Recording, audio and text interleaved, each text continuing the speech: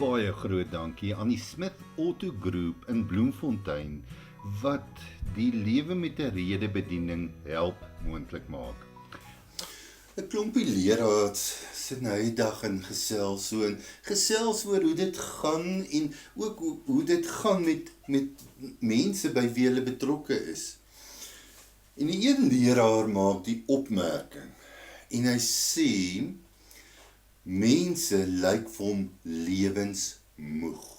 Mense lyk in hierdie tyd van die jaar so moeg soos wat jy eintlik dink mense aan die einde van die jaar gewoonlik lyk.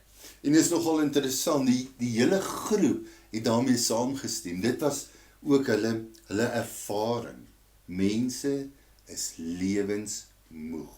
Mense sukkel om te oorleef. Daar's soveel onsekerheid, daar's soveel slegte berigte, daar's soveel goedheid wat buite ons beheer is. Dis baie keer, dit voel amper of ons pionne is wat op 'n skaakbord rondgeskuif word. Ons is so moeg. Waar sal ons hulp vandaan kry? Wie sal ons ooit kan help? Voel jy dalk ook so? Nou, miskien herinner hierdie woorde jou aan die bekende Psalm 121. 121 vers 1 en 2, wat ek graag wil lees. Jy ken dit. Ek kyk op na die berge. Waar vandaan sal daar vir my hulp kom? My hulp kom van die Here wat hemel en aarde gemaak het. Ons ken die Psalm baie goed.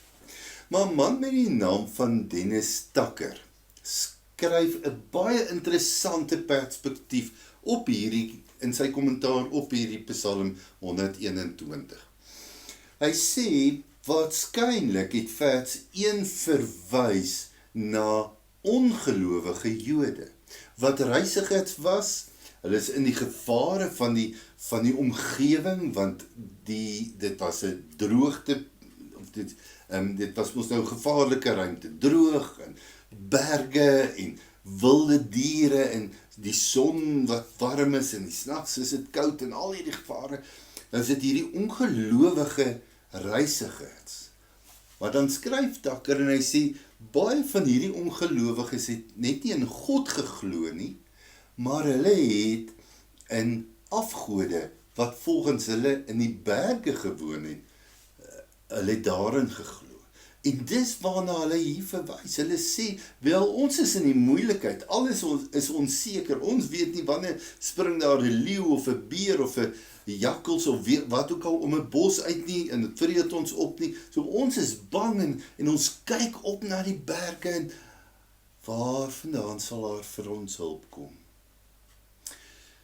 En dan skryf Tucker, vers 2 is waar die gelowige reisiger inkom. En sê, ek is op reis, die wêreld is die mekaar, die wêreld is gevaarlik, ek weet nie hoe die toekoms lyk nie, maar, weet dalk nie hoe die toekoms lyk nie, maar ek ken die een wat weet. My hulp kom van die Here wat hemel en aarde gemaak het. So ons leef in 'n baie onsekere, onstuimige tyd, 'n chaotiese tyd. En ons kan maklik rondkyk met vol vrees en vol angs en sê, waar gaan ons hulp vandaan kom? Of ons as gelowiges kan tot rus kom. Rus in die arms van ons Here en sê, ek is nie onstuimig nie, want ek weet waar my hulp vandaan kom. My hulp kom van die Here wat hemel en aarde gemaak het. Wil jy nie vandag, sommer op hierdie oomblik, voor die voete van die almagtige God, Papa Vader, Here Jesus, Heilige Gees gaan sit en in sy arms rus vind nie, want hy is ons enigste een wat werklik kan help, hoop gee, krag gee, moed gee, nuwe seisoene gee, rus in die arms van God.